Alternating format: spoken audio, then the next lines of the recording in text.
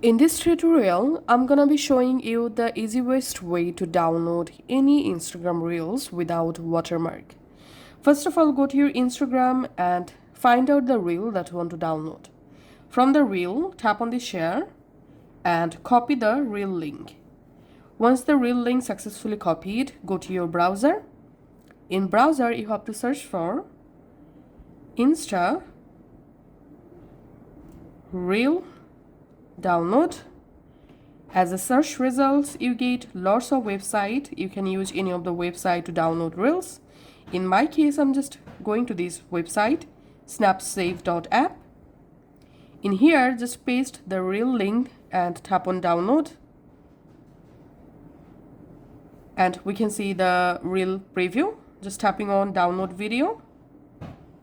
And we have to watch ads here. Tapping on download.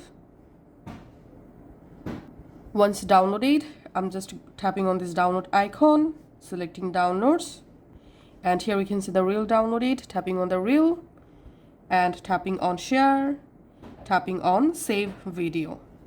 Now I'm going to my gallery and here is the reel with reel music. So that's how you can actually download Instagram Reels without watermark. Thanks for watching.